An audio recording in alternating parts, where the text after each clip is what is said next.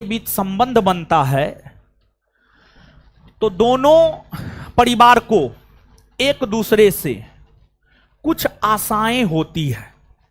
ठीक है, या ये बात नहीं समझे हैं? समझ गए? ठीक है, समझ गए तो अच्छी बात है। नहीं समझे हैं तो इससे थोड़ा और स्पष्ट कर रहे हैं कि जैसे मान लिया जाए कि आपका विवाह किसी लड़की के साथ होगा या आप लोगों का विवाह किसी लड़का के साथ होगा या हो गया है, तो एक दूसरे से कुछ ना कुछ आशा होता है। पति को अपने पत्नी से, पत्नी को अपने पति से आशा होता है। अब उसी प्रकार से नागरिकता की अगर हम लोग बात करें तो नागरिकता किसी भी देश में रहने वाले वहां के नागरिक, किसी भी देश में रहने वाले वहां के नागरिक और उस देश के बीच का जो कानूनी संबंध होता है, इसी को हम लोग नागरिकता कहते हैं। मतलब भारत देश है, भारत में हम लोग रहते हैं, हम लोग भारत के नागरिक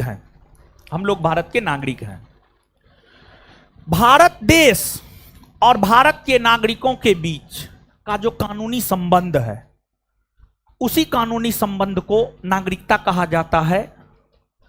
और इस कानूनी संबंध के कारण ही भारत के नागरिक भारत से कुछ आशा रखता है और भारत अपने नागरिकों से कुछ आशा रखता है।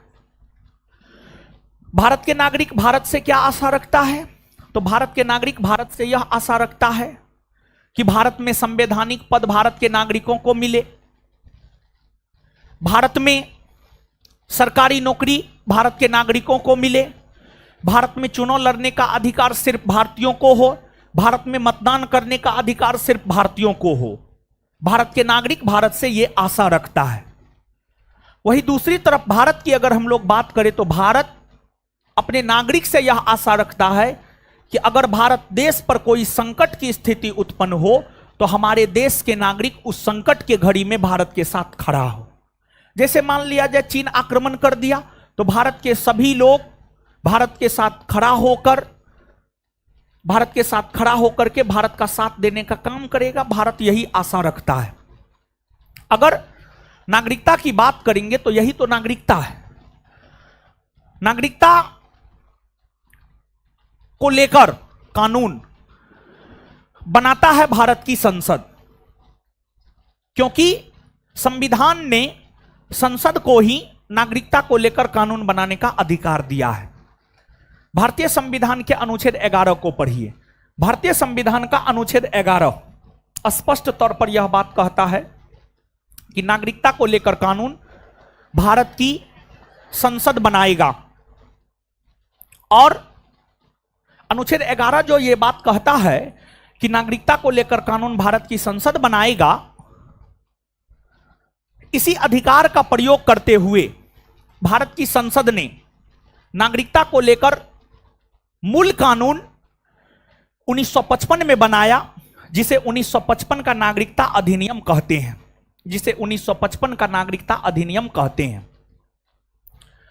1955 का जो नागरिकता अधिनियम है, 1955 के नागरिकता अधिनियम में ही समय समय पर संशोधन हुए हैं।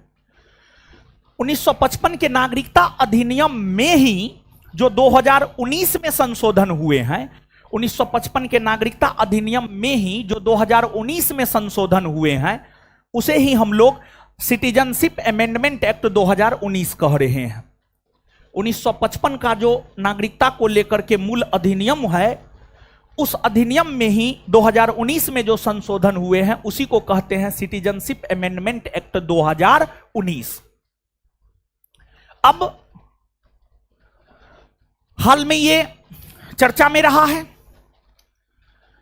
हाल में सिटीजनशिप अमेंडमेंट एक्ट 2019 के चर्चा में रहने का कारण यह है कि केंद्र की मोदी सरकार ने इस अधिनियम को लागू कर दिया है। केंद्र की मोदी सरकार ने इस अधिनियम को लागू कर दिया है। इसी वजह से यह चर्चा में रहा है, इसी वजह से यह चर्चा में रहा है। तो केंद्र की मोदी सरकार जो इस अधिनियम को लागू किया है, इसी वजह से यह चर्चा में रहा है।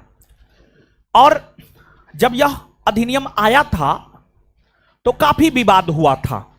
आखिरकार इस अधिनियम में था क्या जो विवाद का कारण बना और इस अधिनियम को लेकर विवाद हुए, भारत में विवाद खड़ा हो गए। तो इसको आप थोड़ा सा समझिएगा। देखिए, हमारे देश के स्वतंत्रता आंदोलन में महात्मा गांधी का बहुत बड़ा योगदान रहा है। आजादी के बाद, आजादी के ठीक बाद महात्मा गांधी ने एक स्टेटमेंट दिया। महात्मा गांधी ने यह कहा, भारत के जो भी पड़ोसी राष्ट्र है, उन पड़ोसी राष्ट्रों में अगर किसी को भी सताया जाता है, चाहे वह हिंदू हो, मुसलमान हो, सिख हो, कोई भी हो, जिसे सताया जाता हो, वो अपने देश को छोड़कर भारत आ सकते हैं। भारत उसे शरण देगा, भारत उसे शरण देगा। गांधी जी ने यह बात कही। ठीक है, गांधी जी का बात एक तरफ। अब आइए यहां पर, यह बात आपके दिमाग में होना चाहिए था, इसी वजह से बोल दिए। देखिए, एक तो यह जो एक्ट है, इस एक्ट में 3 देशों को लेकर प्रावधान किए गए हैं। इस एक्ट में जो 3 देशों को लेकर प्रावधान किए गए हैं, वो 3 देश है